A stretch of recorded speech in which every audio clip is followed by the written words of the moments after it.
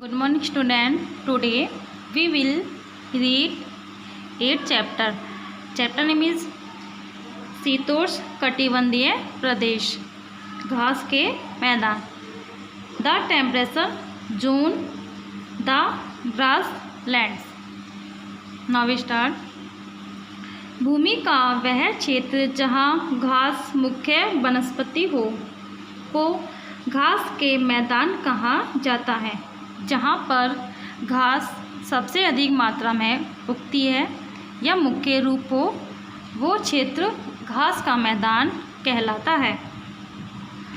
शीतोष्ण कटिबंधीय प्रदेश उन तापवर्ती क्षेत्र में आते हैं जो ना अत्यधिक ठंडे होते हैं ना अत्यधिक गर्म. यह क्षेत्र अपने घास के मैदानों के लिए जाना जाता है. वृक्ष तथा ऊंचे पर्वत यहाँ मुश्किल से ही दिखाई पड़ते हैं. ये घास के मैदान विभिन्न महाद्वीपों में अलग अलग नाम से जाने जाते हैं. इन्हें निम्नलिखित नामों से जाना जाता है.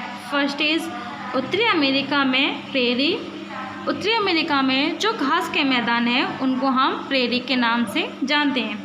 रूस में स्टेपीज, दक्षिण अमेरिका में पंपास, दक्षिण अफ्रीका में बेल्ट एंड ऑस्ट्रेलिया में डाउन्स.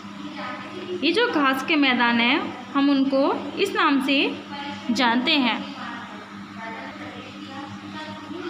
उत्तरी गोलार्ध के घास के मैदान अर्थात प्रेरी, पंपास, बेल्ट तथा डाउन्स की तुलना में ऊंचे अक्षांशों में पाए जाते हैं.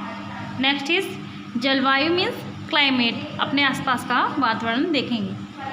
दक्षिणी गोलार्ध तथा उत्तरी गोलार्ध के घास के मैदानों में अलग अलग जलवायु होती है. दक्षिणी गोलार्ध में शीतोष्ण घास के मैदान समुद्र तटों के निकट स्थित हैं जो जलवायु को समकारी बनाते हैं. अर्थ है ना अत्यधिक ठंडा ना अत्यधिक गर्म. उत्तरी गोलार्ध में घास के मैदान महाद्वीप के भीतरी भाग में पाए जाते हैं जो इस क्षेत्र को गर्मियों में बहुत गर्म तथा सर्दियों में बहुत ठंडा बनाते हैं. इसे महाद्वीपीय जलवायु के नाम से जाना जाता है. कभी कभी चलने वाली गर्म हवाओं को चिनोक कहा जाता है जो प्रेरीज के ऊपर बसंत में चलती हैं. यह बर्फ़ को पिघलाने तथा पशु के चराने में संभव बनाती हैं. यहाँ पर जो हवा चलती है वो गर्म हवा चलती है, उसको हम चिनुक के नाम से जानते हैं. जब गर्म हवा चलती है तो वहाँ पर वो बर्फ़ जमती है, उससे वो पिघल जाती है. नेक्स्ट इज पेड़ पौधों का जीवन, प्लांट्स लाइफ. अब इसमें पढ़ेंगे हम कि उस क्षेत्र में किस तरह के पेड़ पौधे उगते हैं. यहाँ पर पाए जाने वाले पौधे किसान द्वारा लगाए जाते हैं. वृक्षहीन भूमि जिसे महाद्वीपीय जलवायु प्रभावित करती है में अधिकतर घास छोटी होती हैं, जबकि उत्तरी अमेरिका के वृक्षहीन घास के विस्तृत मैदान में अधिक वर्षा होती है. घास लंबी होती है. अलग अलग घासें ऋतु के अनुसार रंग बदलती रहती हैं. गर्मियों में घास मोटी होती है जबकि वसंत में घास हरी होती है. पतझड़ में ये घास सूख जाती है तथा सर्दियों में नष्ट हो जाती है, परंतु जड़ें बर्फ में दबी रह जाती हैं तथा वसंत में पुनः उग जाती है. नेक्स्ट पिक्चर इज जंतुओं का जीवन, एनिमल लाइफ. यहाँ लाखों जंगली भैंसें पाए जाते हैं. कुछ खूंखार जंतु जैसे भेड़िया भी यहाँ पाए जाते हैं. लामा ऊँट के जैसा अमेरिका का एक पशु, उसको हम लामा के नाम से जानते हैं. तथा एनाकोंडा दक्षिणी गोलार्ध में पाए जाते हैं. गिलहरी तथा जंगली चूहा छछूंदर, जिसे छछूंदर कहते हैं जंगली चूहे को, इस क्षेत्र के कुछ छोटे जंतु हैं. ये सर्दियों के दौरान भोजन का शिकार करने के स्थान पर सोते रहते हैं.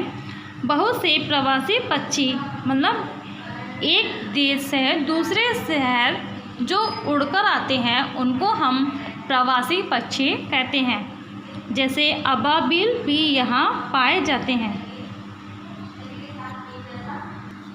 द नेक्स्ट इज जनजीवन, ह्यूमन लाइफ। उत्तरी अमेरिका में वनहीन मैदानों में गेहूँ, राई, सन, जौ तथा जई जैसी फसलें उगाई जाती हैं।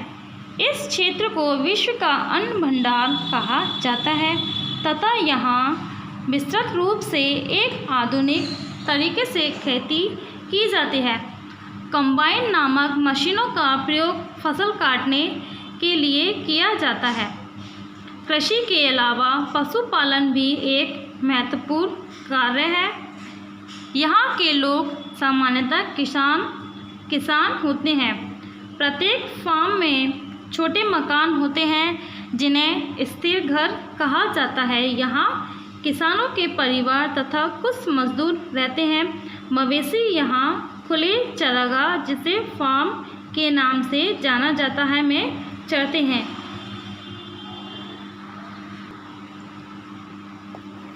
घास के मैदानों में कुछ घुमंतू जनजातियाँ भी पाई जाती हैं। इनमें से स्टेपीज की किर्गिज है जो बैलों, बकरियों, भेड़ों तथा घोड़ों को चराते हैं। धीरे धीरे वे भी वहीं जीवन व्यतीत करने के लिए बस जाते हैं। हॉटनटॉट नामक दूसरी जाति दक्षिण अफ्रीका में पाई जाती है जो मवेशी मीन्स गाय भैंस पालते हैं। एक समय भारतीय उत्तर अमेरिका में पाए जाते थे, परंतु अब ये आधुनिक अमेरिकी समाज का एक भाग बन गए हैं। Chapter is finished. I hope you all are understand this chapter. You revise this chapter. Thank you.